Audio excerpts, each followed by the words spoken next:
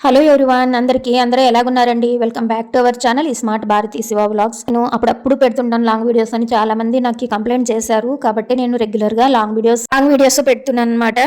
Focus చేస్తున్నాను.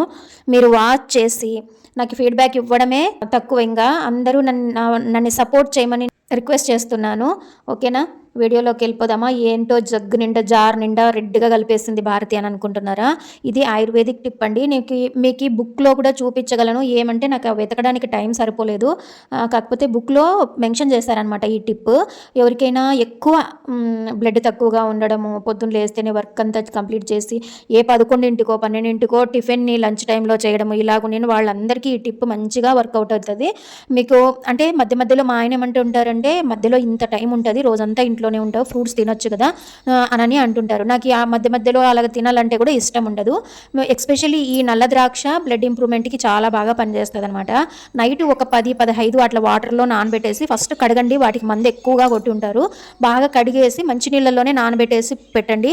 ఉదయాన్నే మీరు కొంచెం అర్లీగా లేచేసి వాటిని చిదిమేటప్పుడు మంచిగా ఆడుకోవచ్చు. ఎందుకంటే గట్టిగా ప్రెస్ చేసేస్తే పైన తోలు వచ్చేస్తుంది, కానీ లోపల సీడ్స్ అలాగే ఉండిపోతాయి. అవి జల్లిగా ఉండి పక్కకి ఎగిరిపోతుంటాయి అనమాట. పిడికిట్లో పెట్టుకుని అలాగా మెత్తగా స్మాష్ చేస్తే అవి పక్కకు వచ్చేస్తాయి. పక్కకు తీసేసి ఆ గుజ్జు జల్లీగా ఉంటుంది కదా, దాంతో పాటు తాగేసేయాలన్నమాట.